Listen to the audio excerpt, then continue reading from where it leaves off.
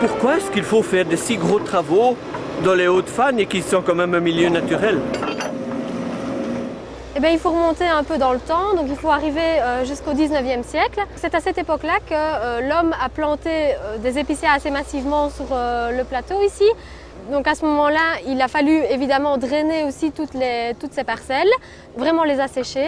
Donc l'homme a creusé un énorme réseau de drains. La Molinie, en fait, qui est cette graminée envahissante, est favorisée par cet assèchement du sol et recouvre petit à petit toutes les zones de lande et recouvre également les zones qui devraient être recouvertes par des plantes typiques de lande.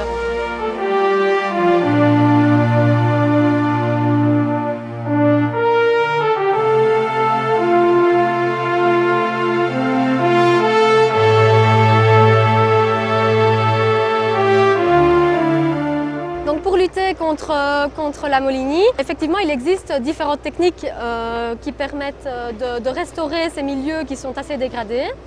Donc on a par exemple ici de l'étrépage, qui est une technique en fait, qui consiste à racler superficiellement le sol sur une profondeur d'environ 10 cm.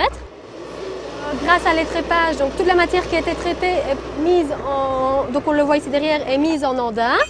Donc ce sont ces sortes de petites digues qui retiennent de l'eau et donc grâce à ces petites digues, on obtient vraiment un gradient de hauteur d'eau, de profondeur d'eau, ce qui permettra à différentes plantes de pouvoir regermer.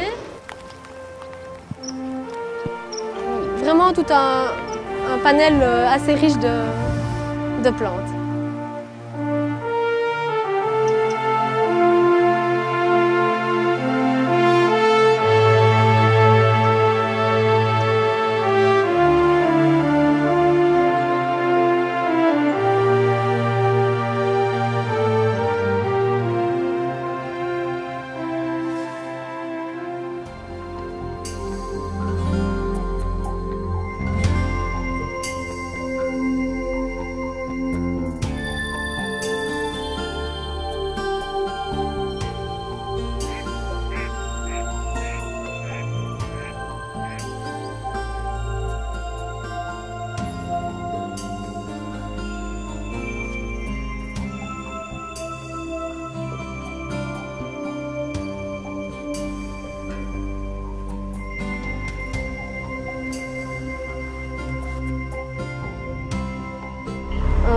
Le souci, c'est qu'ici, on a justement une zone anartésie, qui est quand même une plante intéressante ici dans les Landes.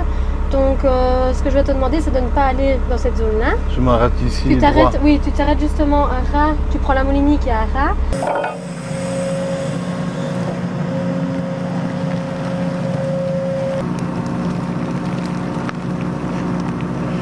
Le plus difficile ici, c'est de tourner autour des myrtillers.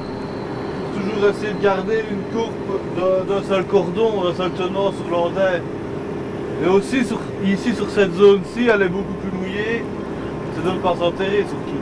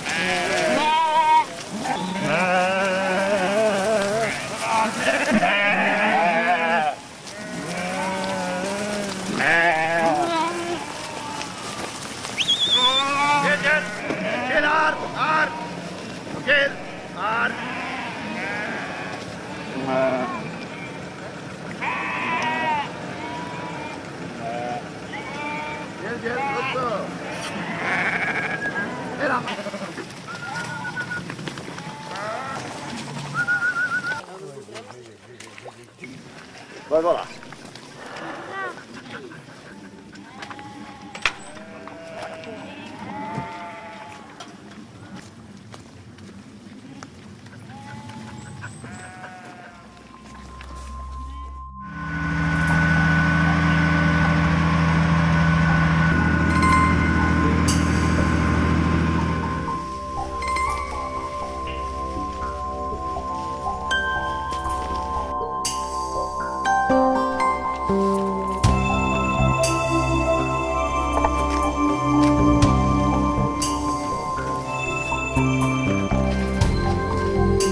Thank you.